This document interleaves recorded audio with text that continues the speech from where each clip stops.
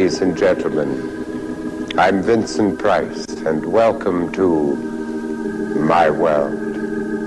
It is indeed an honor for me to guide you through the Horror Hall of Fame, where you'll meet the great stars who made your flesh crawl, where you'll see scenes from your favorite motion pictures that gave you nightmares, and actually feel the presence of the slimy, shadowy shapes that brought cardiac arrest to the masses.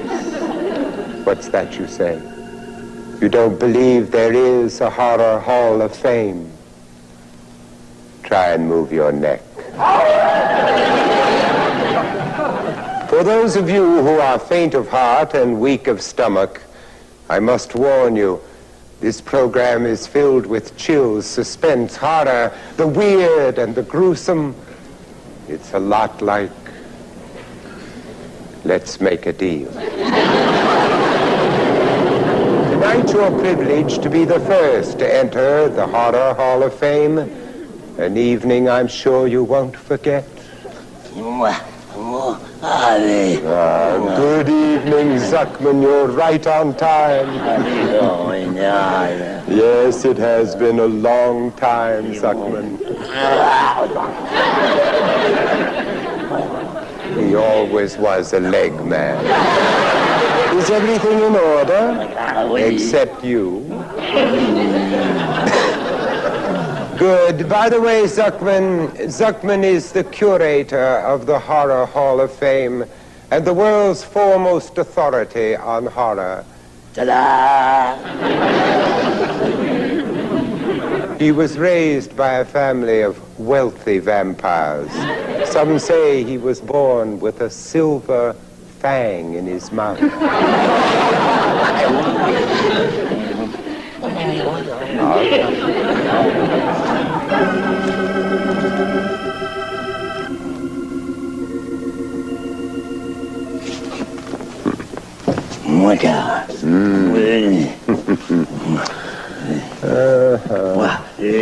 Oh, thank you, Zuckman. Thank you. Zuckman. Oh, yeah. Thank you so much, Zuckman. Oh, dear. There's no place like home. And being with all my old fiends, I mean my old friends again, here in the Horror Hall of Fame room. The most famous names in the world of horror, the unholy three. Lon Chaney Sr., the man of 1,000 faces, who will forever be remembered for his Hunchback of Notre Dame and the Phantom of the Opera.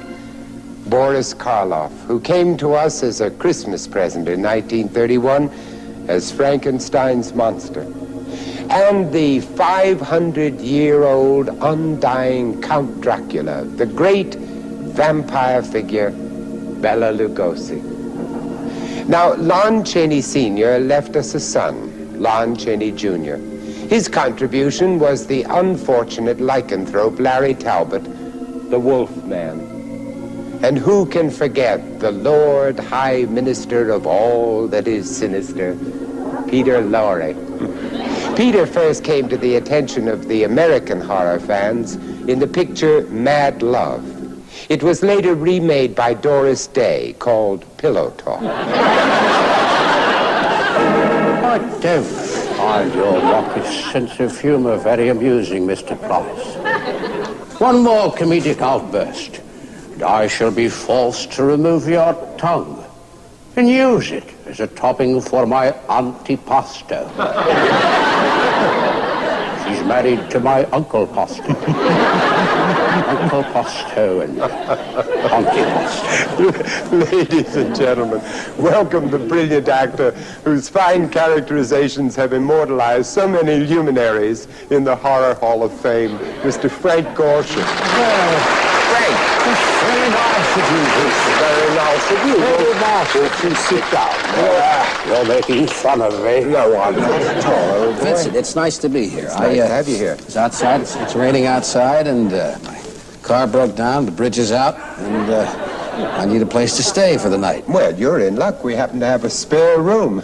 That's if you don't mind sleeping in the mausoleum with a stiff. Mind? Why should I mind? I once shared a dressing room with Ed Sullivan. That makes good sense. Frank, you've done so many impersonations of very famous people, but I think some of your best are the horror stars. When I was a kid, I always loved going to see a spooky picture, a horror picture, you know, with Boris Karloff or Bela Lugosi and that kind of people. And the monsters they played were so believable. I mean, these people were great actors. Yes, they were. The monsters that they created were real. They had soul, whatever it was. But anyway, they would scare so much that a person watching the movie would, at least this was true of myself, you know, I find that fascinating. I wanted to do it, and I find myself scaring the whole family. And with my brother, I would carry on with him. And to this day, I change my kid's diaper like Bela Lugosi. You know, it's time to change your diaper. Shame on you. Shame on you. Boris was an extraordinary man. Don't stop. Did you ever know him? Did you know him, Boris? Huh? Karloff? No, He was a very brave and a really strong man. You know, he was very badly crippled at the end of his life, and yet he would go right ahead and play, get out of his wheelchair and work. Yeah, he must have been a nice man. He was a wonderful man. You have a very funny story about him that I like. I was just going to mention that. I did a recording of a single on which I did an impression of Boris Karloff. Yeah. I forget which studio it was here in town, but I left the studio, and then after I finished, Boris Karloff himself, so I found out the next day, came in because he had to record something, and the people in the studio played my impression of him. Yes. And I was told then that he listened to it and found it amusing, and afterwards he said, "That's very nice, but I don't lisp."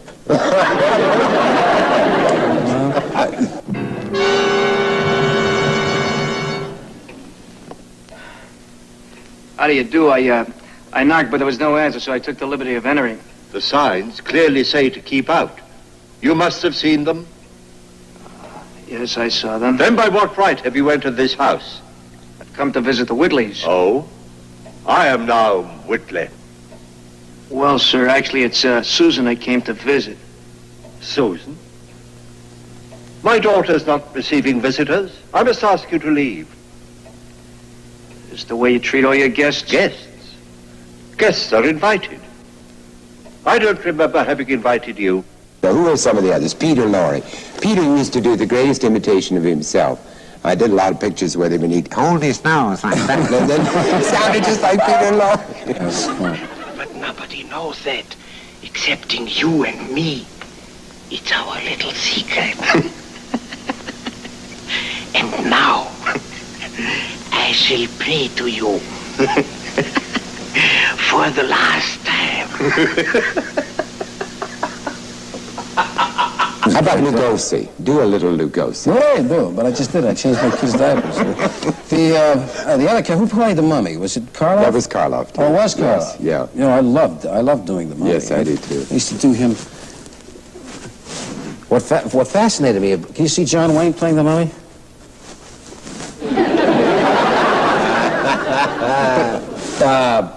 I would always love it. Was like in a picture, you'd see Turhan Bey or John Carradine cooking the tannel leaves. And then our friend Karras, Karras was his name. Yes. Karras would get up and he would walk. He would stalk the night like that. And he was so spooky. And he never walked any faster than that. No, never. That always amazed me, because whenever he was chasing somebody, no matter how fast they were running. No, he caught them, though, eventually. He just tired them out. Lugosi, I think, I would love to have met him, but as a matter of fact, I did do one personal appearance tour with him very early on in my career, and he was really a mysterious man. He never was around. He just sort of would disappear. He'd come out on the stage, and then nobody knew where he went. Well, he turned into a bat. I think so. This vampire business, it has given me a great idea for a new act. Luna, in this new act, I will be the vampire. Did you watch me? I gave all of me. I was greater than any real vampire. Thank you, Frank, for gracing the Horror Hall of Fame. Oh, that's amazing. We shall return with more chills and gore in a moment. Oh, how delightful. That should give me a chance to slip into my laboratory and have my neck recharged. Did you ever see me do John Wayne?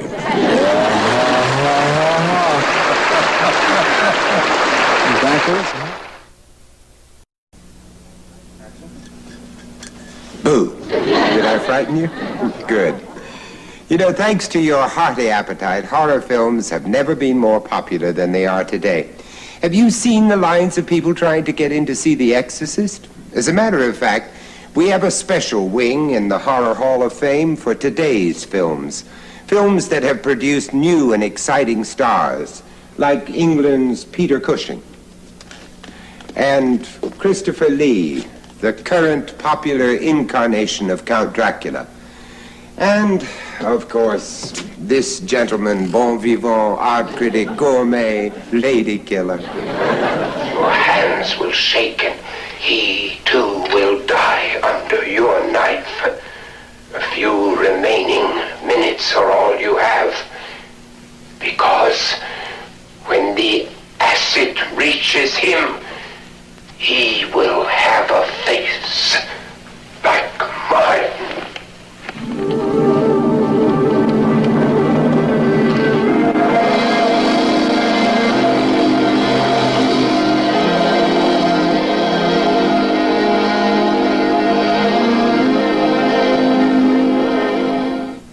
And modern horror films are not restricted to any one race or creed. Recently, the first black horror film was released and won the coveted Count Dracula Award for Best Vampire Film of the Year. Now gaze upon the creation of Count Blackula. With my name, you shall be Blackula, vampire, like myself, a living fiend. You will be doomed never to know that sweet blood which will become your only desire. And proof of man's eternal fascination with the classic moral issue, whether good or evil will triumph. It's totally illustrated by the monstrous success of The Devil Possessed in the horrifying experience of The Exorcist. There is one outside chance for a cure. But, I think of it as a shock treatment. As I said, it's a very outside chance. Would you just name it, for God's sakes? What is it? Do you have any religious beliefs? No. What about your daughter? No. Why? You ever heard of exorcism? Well, it's a stylized ritual in which the rabbi or the priest try to drive out the so-called invading spirit. It's been pretty much discarded these days, except by the Catholics who keep it in the closet as a sort of an embarrassment. But it has worked, in fact, although not for the reasons they think. Of course, it's purely a force of suggestion. The victim's belief in possession is what helped cause it. So in that same way, the belief in the power of exorcism can make it disappear. You're telling me that I should take my daughter to a witch doctor. Is that it? Father Karras. It's an honor to meet you, Father.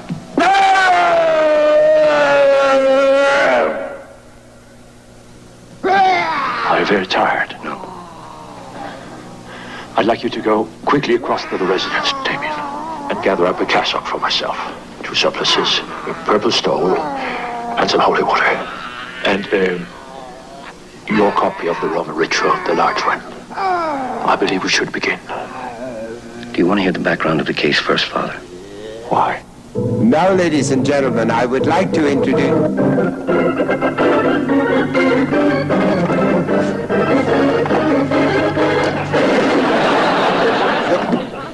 A Liberace you ain't.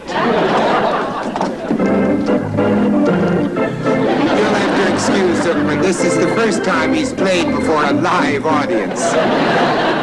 Maestro, a little mood music, please.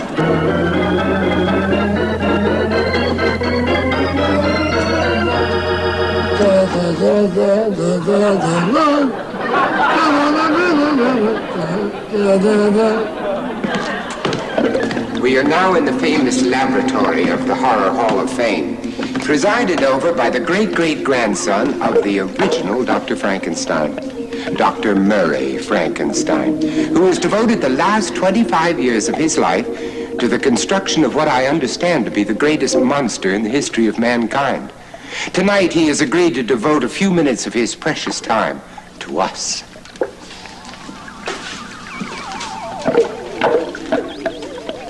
Good evening, Doctor. Oh. I am sorry, Doctor. I didn't mean to frighten you. But you know, there are so many of us who are so very curious about your project. Project? Yes. Just a mere project? Mr. Price, I have labored for 25 years on my monster. 25 years out of a man's life, Mr. Price. You call that a project? Mr. Price, my monster is the most hideous, most grotesque, most frightening, most diabolical monster of them all. Did I leave out sinister? Well, it sounds to me like quite, well, if you'll excuse the expression, quite an undertaking. To make light of my work, Mr. Price. Sorry. There are some who think I've taken leave of my senses. There are some who say I am mad. There are some who even say that I'm insane.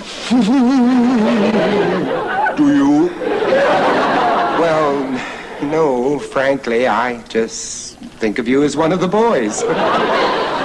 Now, tell me, how would you describe your monster? Describe? Oh. Describe, my child? Yes. It has the strength of 1,000 Samsons, the intellect of Plato and Socrates, the consummate beauty of Cleopatra, Helen of Troy. With just a touch of Kay Ballard. And imagine, if you will, Mr. Price, one giant, rotating, baby blue eye embedded in his monstrous head. Old Blue Eye is back. Well, now, I must get back to work. Just some electrocardio circuitry, some transistors, some Elmer's glue, and my creation will be complete. You mean he's almost finished? Mr. Price, before you leave the Horror Hall of Fame tonight, you and 20 million beady-eyed onlookers will see unveiled my cutie pie. Which camera am I on? And let me assure you, you will not be disappointed. Well, we'll all be looking forward to that incredible moment. Well, now it's about time to talk about the horror films which down through the years have become classics. No, not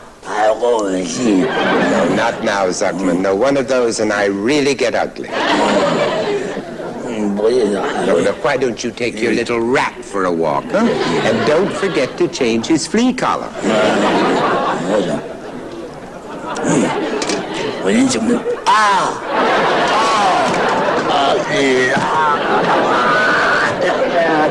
Safe!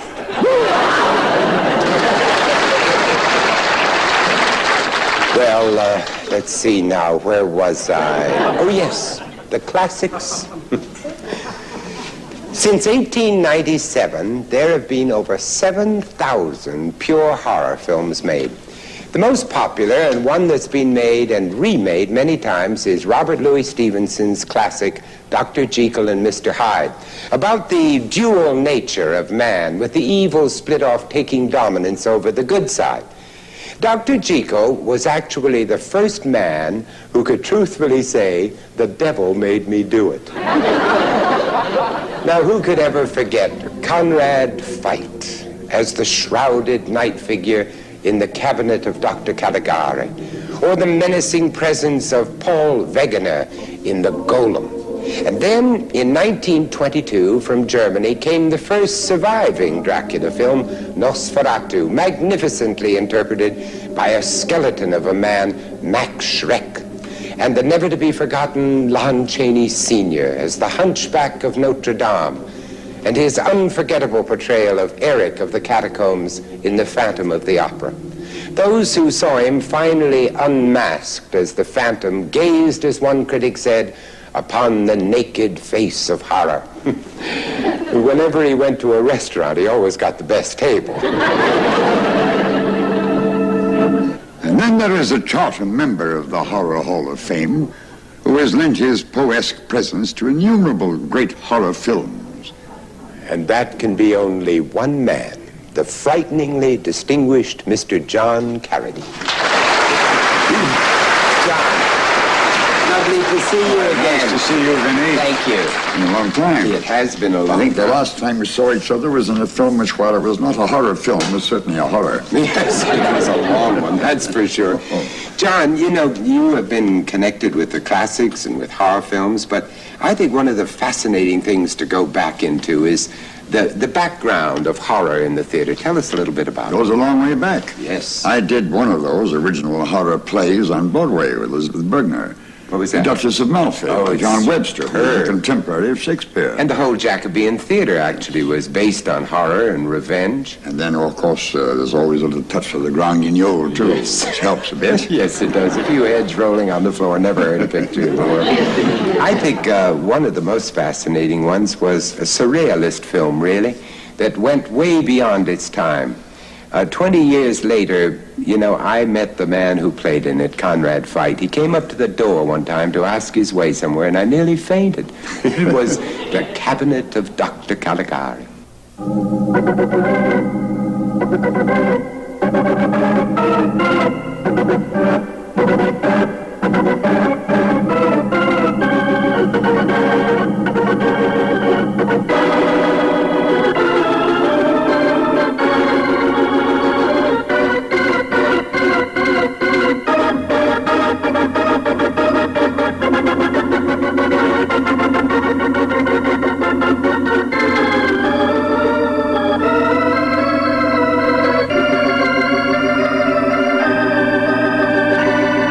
The second one you saw, the first one you saw was... The first one I saw was The Golem. Yes, tell us about that a little. I don't remember it very much. I was only about 14 years old. I remember it took place in Prague, in the ghetto, and the man was made of clay, and that he was born to slay. I think that's what got me to go to the theater.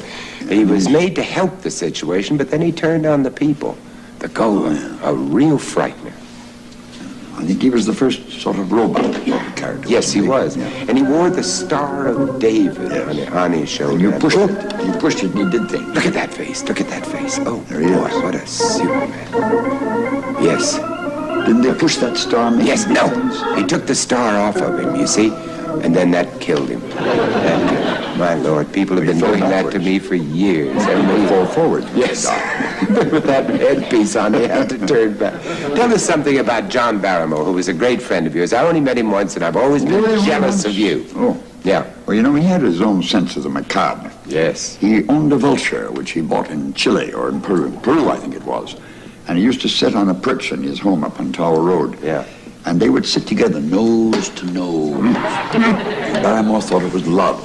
Until he went on the wagon, and then the vulture would have nothing to do with him. You see, it was his alcoholic breath the vulture relaxed. I like it. He was a magnificent actor. His Dr. Jekyll and Mr. Hyde was a performance I'll never forget. He wore no makeup. He wore no makeup at all. Only that he gave him a kind of conical head, but he didn't wear any makeup. It was all done by facial expression. Here, look, see, there he is now. He's taking the drink. I used to rehearse this when I was 12 years old with a glass of water and vinegar and some soda bicarb. To foam up and I'd take the potion and go through all the agony. I've been reading about Mansfield doing it. It's divine. Now, let's see what he does here. He really, the hands, of course, played an enormous part, didn't they? You know, he had short, stubby fingers, and he hated them. He was always dangling them so they looked long and artistic. That's true, because you'd never know that, would you? It looks like the way he used them. Tremendous long. Look at the face. It's no makeup. No. You know, so many of these pictures have been made and remade, The Hunchback of Notre Dame, and I think that we all remember, at least I remember, Chaney Sr. Well, And Lawton was marvelous, but it didn't have the pathos, I've never seen anyone do it but Chaney, and I don't think I want to. No, look at this fabulous scene where he's pushing that bell. You have a feeling of the weight. I bet it was heavy. I bet it was, too. I remember working on that set years ago. Is that Mary Philbin or Patsy Ruth Miller? That's who it was. Was that Patsy? Patsy Ruth Miller. She played Esmeralda. Mary Philbin in Phantom of the Opera. In the Phantom of the Opera, you're absolutely. Rod LaRocque. And Rod LaRocque, yes. Yes, indeed.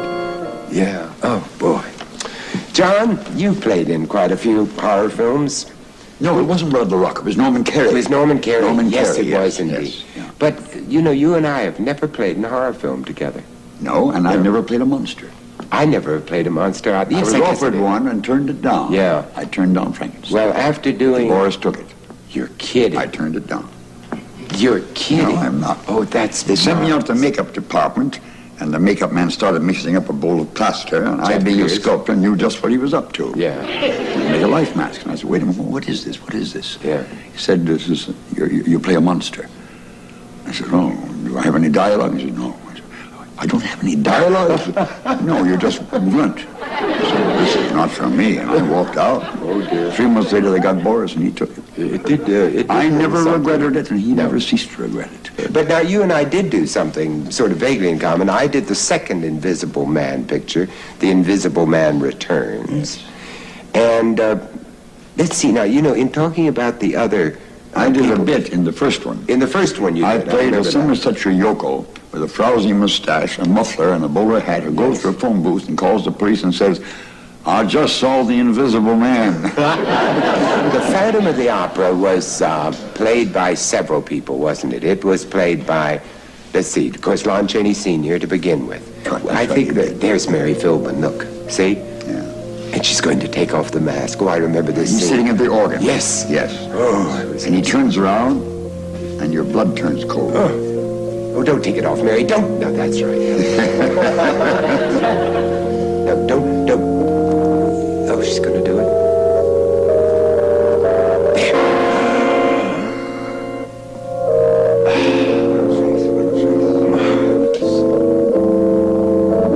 John, thank you for honoring the Horror Hall of Fame with your presence. Well, then it's always an honor for me to be with you in Kennedy. Thank you. It's wonderful to see you again.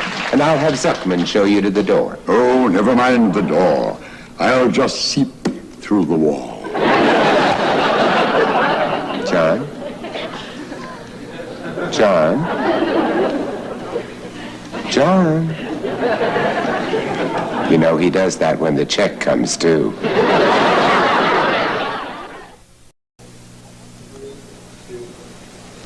I wonder if the producers of the first horror films back in the early 1900s ever understood that they truly created a monster. Millions upon millions of dollars are spent annually on not only the price of admission to horror movies, but on all sorts of horror merchandise. Look at it. Horror books, mass records, models, posters, novelties, you name it. And there are even those who poke a little fun at us. Even television gave us horror with humor, like the dating game, and the enormously successful Addams Family, which starred an extremely versatile and fine actor, John Astin. Oh, don't stop, please. It's so soon. Darling, I've almost worn out the drill. Sharpen it up, sharpen it up. Now, dear, too much of a good thing. Rita, please. You were just hitting a nerve. Well, just one more time.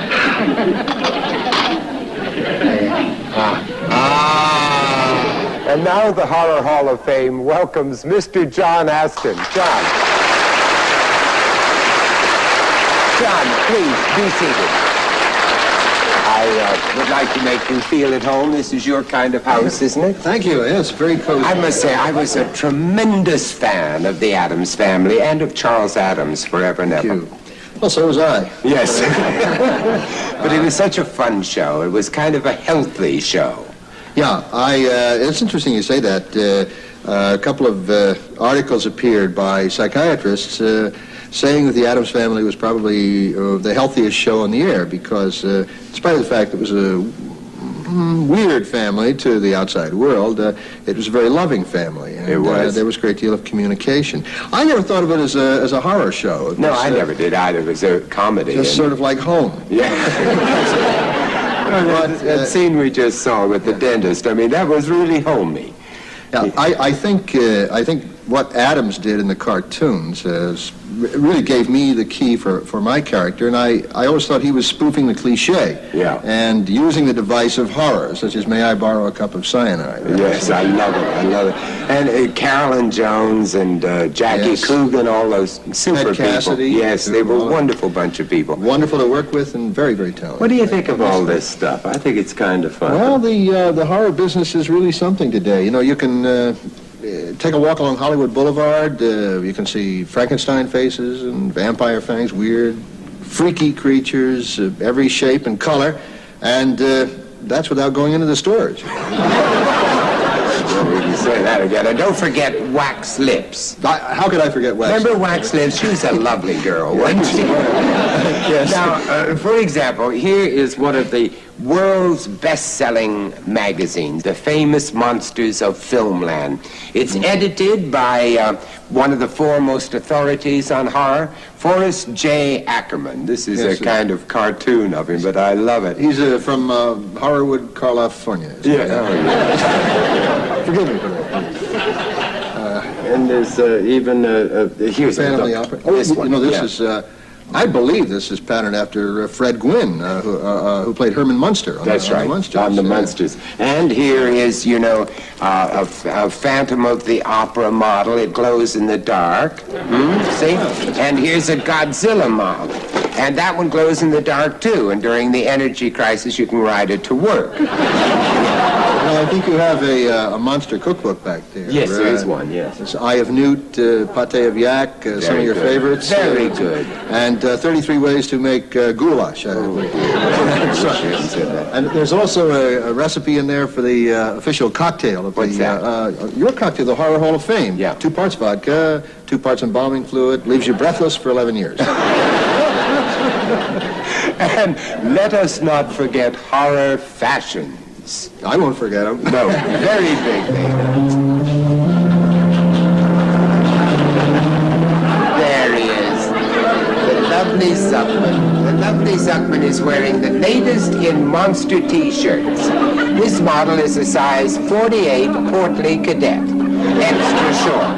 It comes in medium, large, and bent over.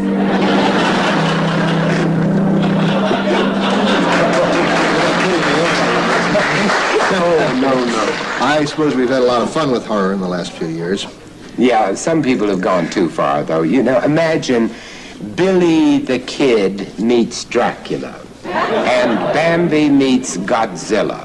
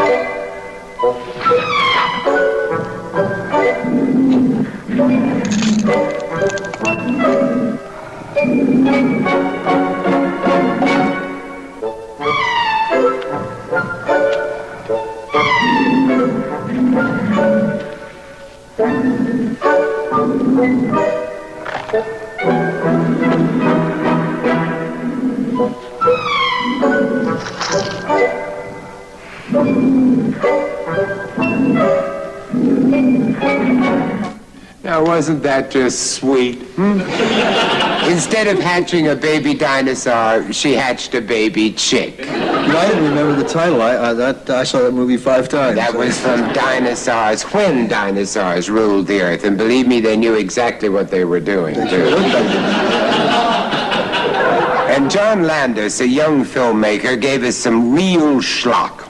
He parodied almost every horror film from Frankenstein to 2001 and created a monster who killed for bananas, a giant schlocktopus. Birth of a Nation.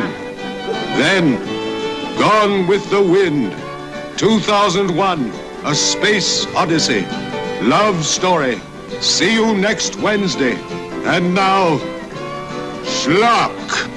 There is no place to hide. No one is safe from schlock. Schlock. Schlock. Schlock. John, this past year they revived one of the greatest songs of all time. Remember? That's right, the Monster Mash. Monster Mash. Yes, I'd very much like to hear that. He did the Monster Mash. The Monster Mash. It was a graveyard smash. It caught on in a flash. He did the mash. He did the Monster Mash. From a laboratory in the far east. Yeah. Now, Dr. Frankenstein, it appears that your cutie pie is about to take shape. Have no fear, Mr. Price. My monster will be completed on schedule. I won't fail. All that's remaining is to get his heart started. Well, if you can't get it started, Doctor, just call the auto club. I am not amused. Well, now, this is the entrance to the Horror Hall of Fame dungeon. Don't be alarmed. We no longer carry out tortures and brutality here.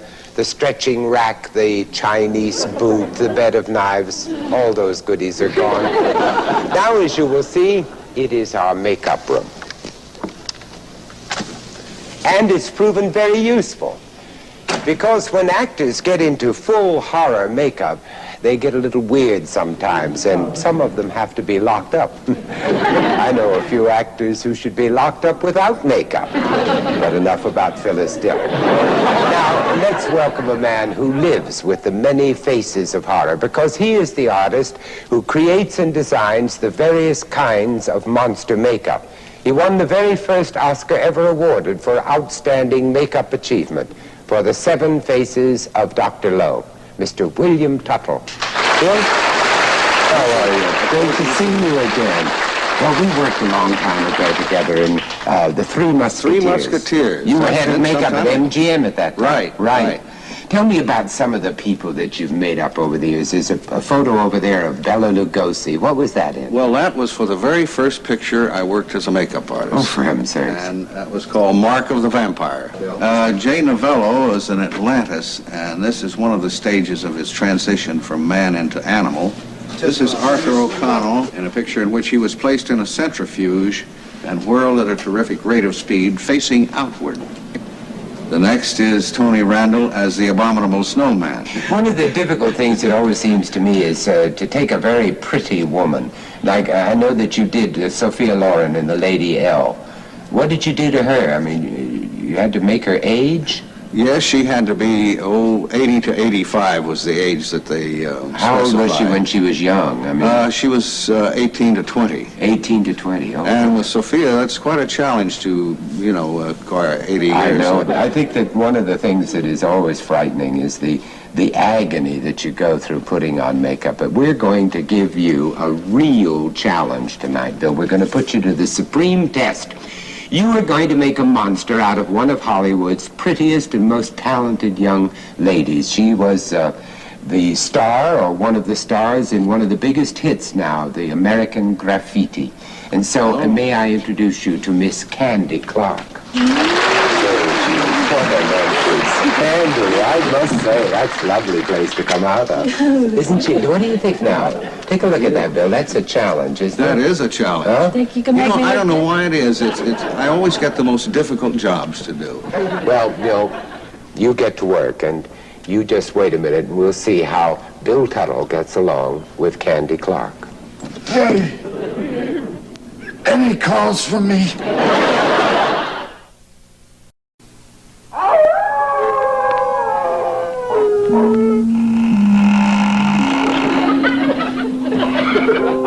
Oh, these short naps are so refreshing. You know, there's a portion of Hungary and Romania known as Transylvania. It is the home of the vampire. As everyone knows, a vampire cannot move among mortals by day, and by day he must remain or lie in a coffin in the original earth in which he was buried. However, at night he leaves the coffin and seeks his life-giving force, the blood of humans. There is nothing so deadly to a vampire as the rays of the sun, for in a matter of moments he will crumble and turn into dust. However, if you take a pinch of the vampire dust and add fresh blood, the vampire comes back to life. In some circles, they also add a drop of vermouth, a jar, of course. However, most vampires are killed by driving a stake into their heart, but with the cost of stakes today, it's hard to keep a good vampire down. It's not very good, is it? No. The most famous of all vampires is Count Dracula.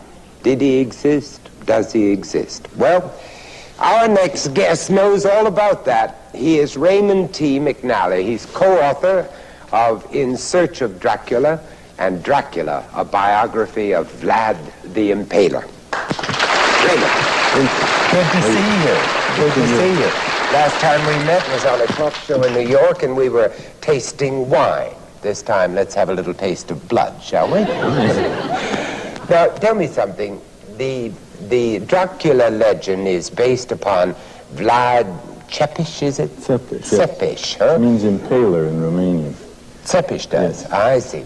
And he was supposed to have avenged his father and his brother's death. They were buried alive, I believe. And he impaled some 100,000 people. Yes, he was a killer on a massive scale. Oh, boy. And that word for, the word for devil in Romanian is Dracula, huh? Yes, actually his father was called Dracul, and he's called Dracula, son of the devil. Well, one thing that's fascinating is that recently we had a tremendously successful movie called Blackula. Yes, about a black Dracula. Blackula, very simple title. Yes.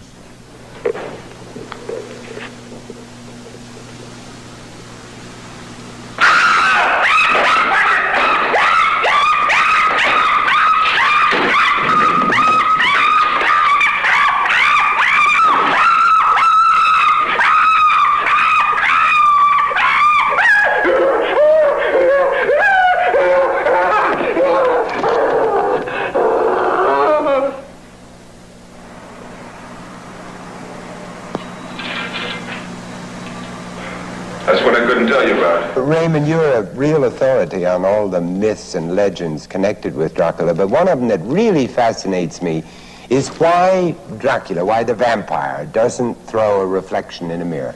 Well, what they consider in the folklore is that someone who has a soul has an image, and hence has a reflection in a mirror. But the vampire has no real soul. It's an undead, and without a soul or a life principle, it casts no reflection. For example, when a Romanian death takes place, they take the mirrors and face them to the wall because the soul can become trapped in the mirror. That is the soul of someone who's been alive. It's like the Indians breaking a pot to let the soul out. Yes. Yeah. And it also is expressed in the fear of people to have their images taken, you know, photographs taken of themselves. What will someone do with your image? Yes. Well, if you're a vampire, you don't really have an image because you're undead. You don't have a soul. I see, yes. One of the other things that fascinates me, too, is the myth about sunlight. I mean, that obviously the dead wouldn't like sunlight, but the wooden stake for killing a vampire. Yes, this is traditionally practiced in Slavic countries and also in Romania. The stake has to be made from a wild asp or an aspen tree. Sometimes they also use iron bars heated red hot and give it a kind of sizzling effect when it goes in. But mostly it's the stake through the heart. And then it's sort of double insurance, just to make sure, because some fool might come along and pull out the stake someday and you're back with the problem. You have to burn the body. That's really the safest way. Because the vampire is not a ghost or an apparition. It's a real, live, walking corpse. If you get rid of the corpse, it can't walk again. It's not a ghost. See? I think one of the most exciting scenes I ever saw was one of Chris Lee's films called Dracula has risen from the grave. Yes. Oh boy, is that a thrilling scene. Yes. Let's look at it. Quickly, before he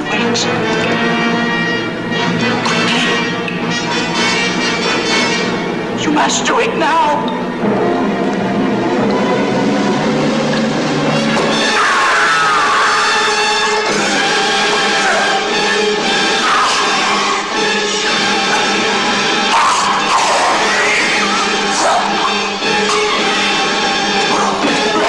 You must pray. I can't. You must, or he won't die. You pray, you're a priest. You pray, you pray. He won't die. He isn't going to die.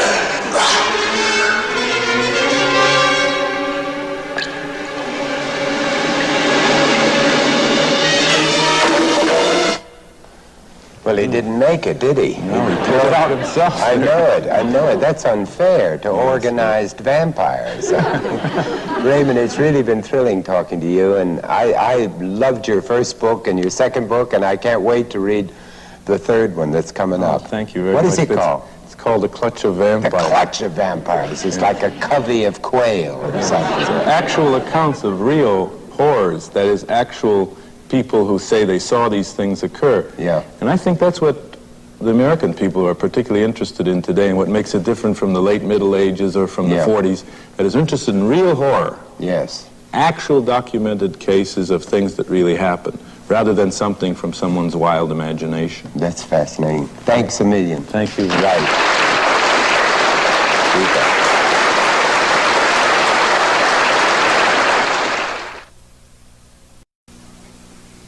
Which brings me to our discussion of monsters, creatures, and beasts.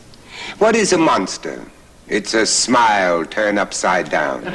It's a frog with a boy in his pocket, a tug on your sleeve, a bite in the neck, a fang in your throat, a stake in your heart, an owl in your soup, and Jack the Ripper nipping at your nose. Over the years, our monsters here in the Horror Hall of Fame have been getting bigger, stronger, and more grotesque than ever. For example, who can forget King Kong fighting off the United States Air Force? Oh, no, it wasn't the airplanes. It was beauty that killed the beast, and I can believe it. Now, I wonder if you knew that many a young actor began his career associating with beasts. So don't believe everything you read in movie magazines. For example, can you picture Michael Landon in I Was a Teenage Werewolf?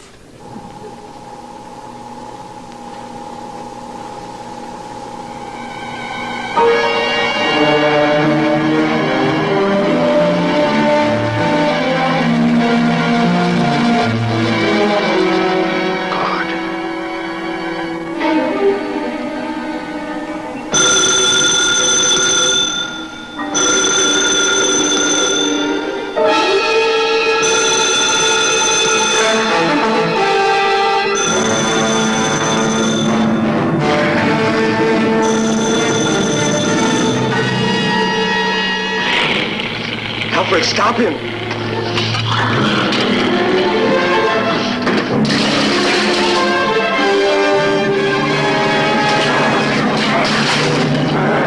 That wasn't exactly home on the range. And then young Steve McQueen introduced us to the first frightening, shapeless, amorphous mass.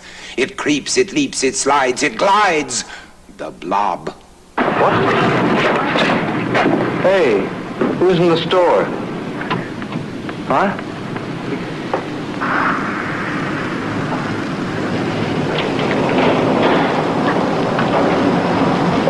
There's nobody in here but us monsters.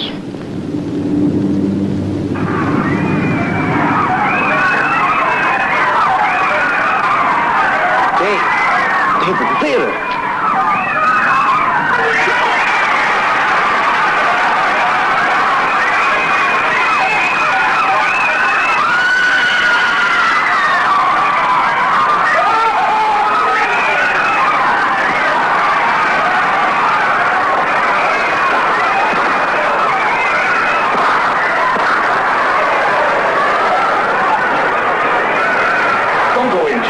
This won't do any good. It's the most horrible thing I've ever seen in my life. Come on, we're going to clear this area. All right, get back. Everybody get back.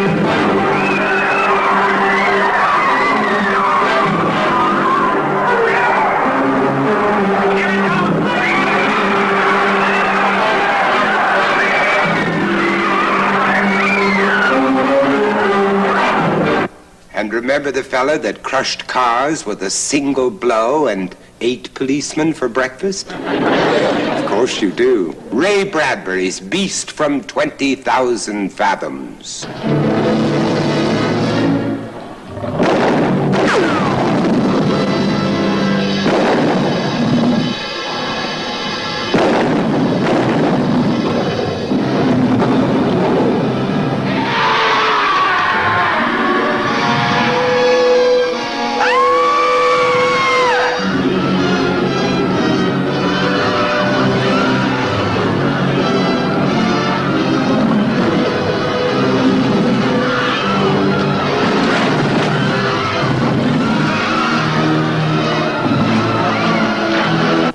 Do you recall when giant ants ravaged the city of Los Angeles? And these weren't your average, everyday picnic ants. Oh, no.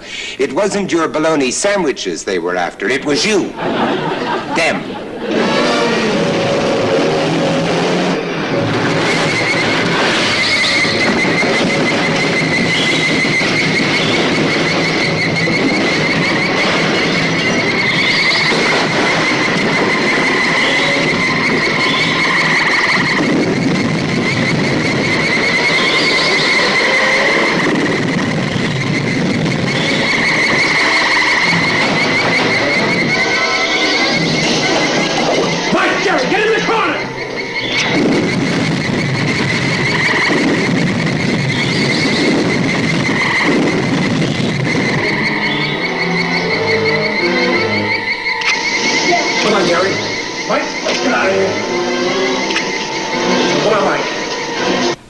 And speaking of monsters, as you all know, our own Dr. Murray Frankenstein is constructing the most horrifying beast of them all.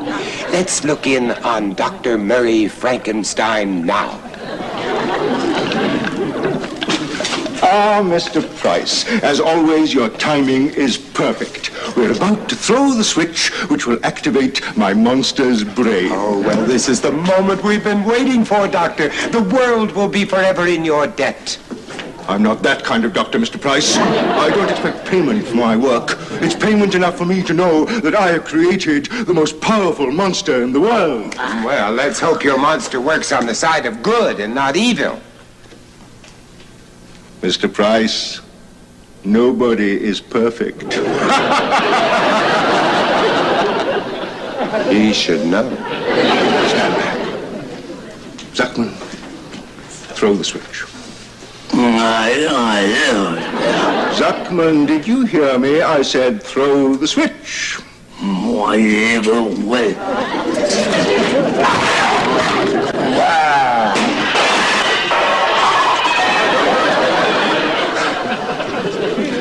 Zuckman, when I say throw the switch, I don't mean throw the switch. I mean throw the switch. So when I say throw the switch, don't throw the switch, throw the switch. Vincent, I can see it'll be a while before Dr. Frankenstein's monster is completed. Meanwhile, I have something here you may find interesting. Oh, my lovely Candy Clark, who I can't wait to see her. Imagine a monster with sex appeal. Down, Zuckman, down.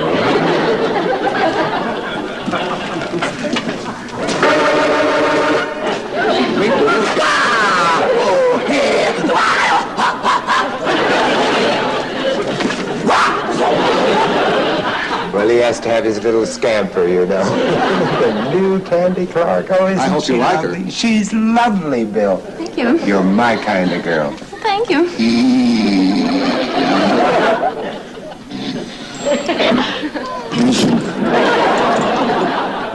You woke me up for this? I'm glad you don't think of me as just another pretty face. Well, we'll return to the Horror Hall of Fame as quick as a bat. Talk about your ring around the collar.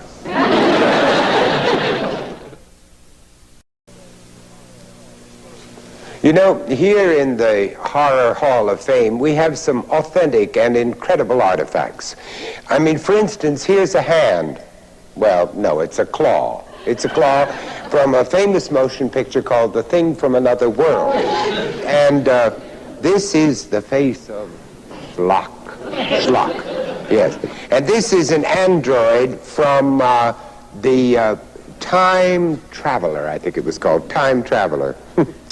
Not much to look at, but heaven to kiss. And this is the cross that was used to repel the vampire in the motion picture Son of Dracula Meets Charo.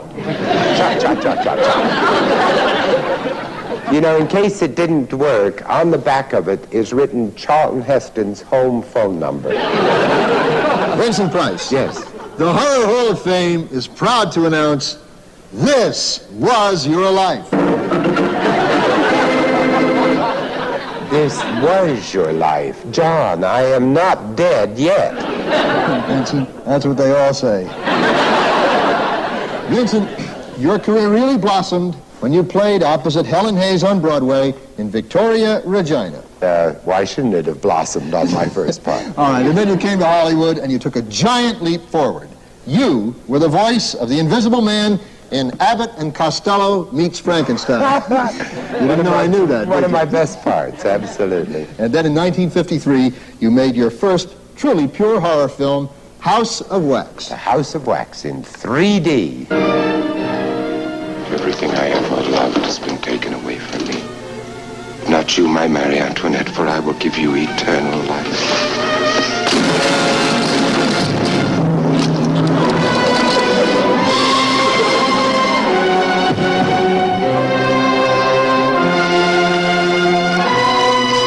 House of Wax. Yes. And then in 1958, you chilled audiences in the house on the haunted hill, and it was reported that you left a permanent curse on that house.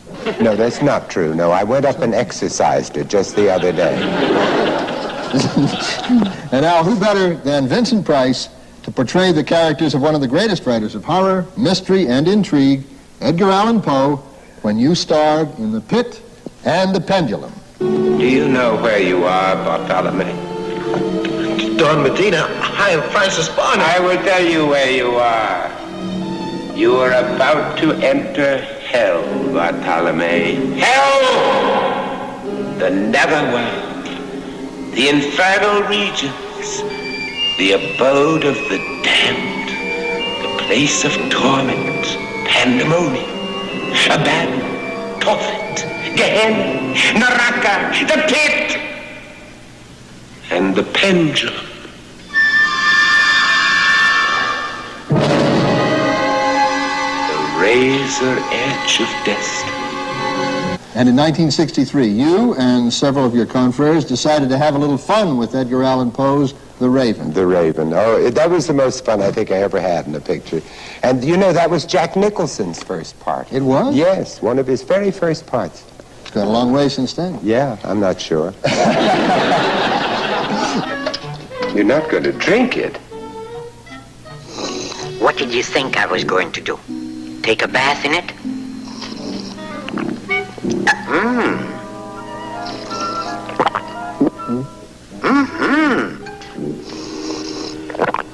That's not so bad.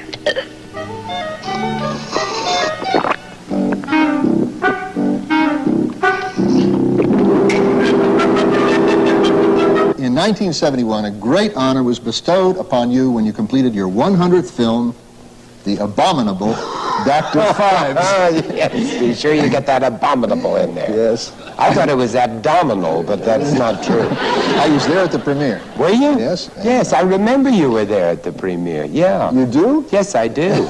I do. What was I wearing? You were in, no, that was the other one, had the long wig on. No, yes. And in 1973, another success, you played no less than 8 Shakespearean characters in Theater of Blood. Yes, it's the best horror movie I ever made, Theater of Blood. And here's what Kevin Thomas of the Los Angeles Times has to say about Theater of Blood.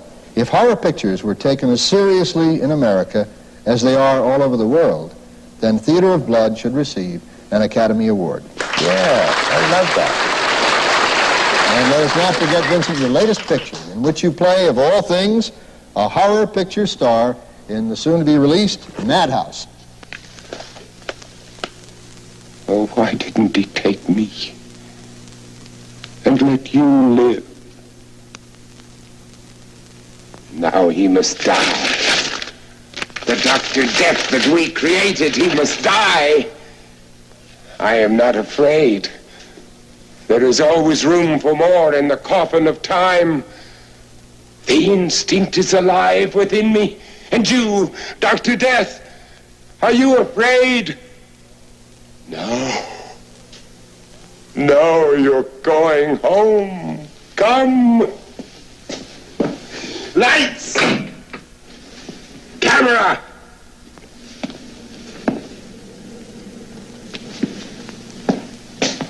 Action!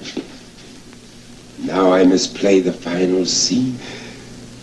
The death of Dr. Death.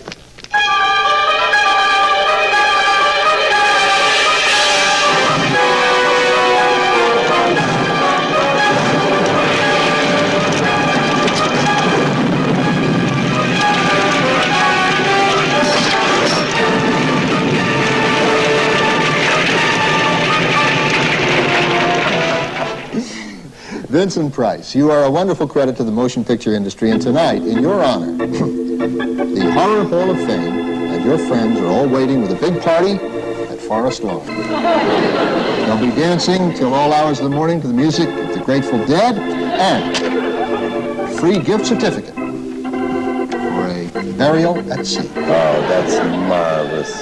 That's marvelous. Vincent Price, that was your life. Thank you, John.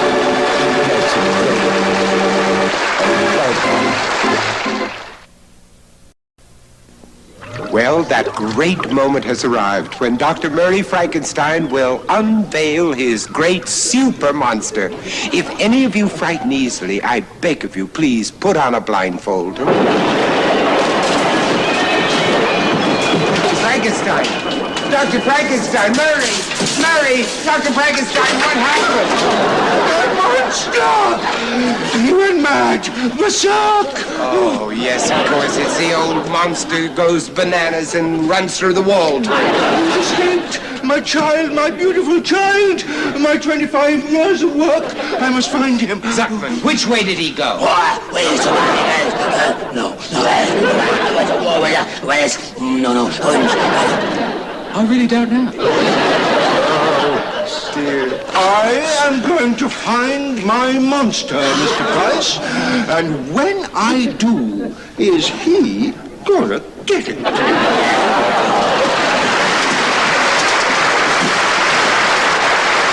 Friends, I'm afraid we lost our monster. Now, if any of you should see a 9-foot, one blue-eyed, hairy, slimy creature wandering around your neighborhood, would you kindly send him back to the Horror Hall of Fame at once? The poor darling forgot his galoshes.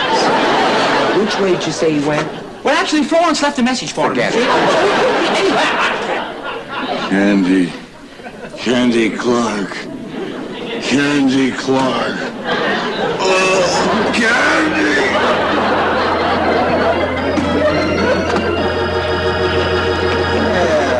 Thank you, Zuckman.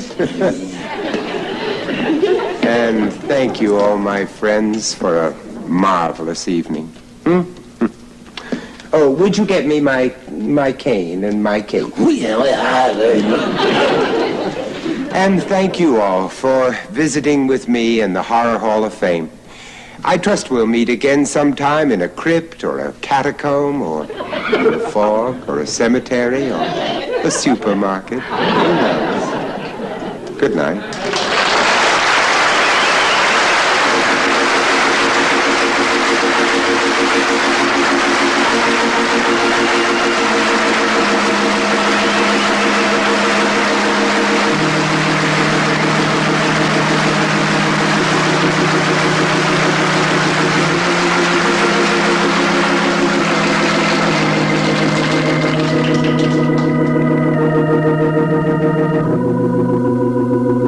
Thank you.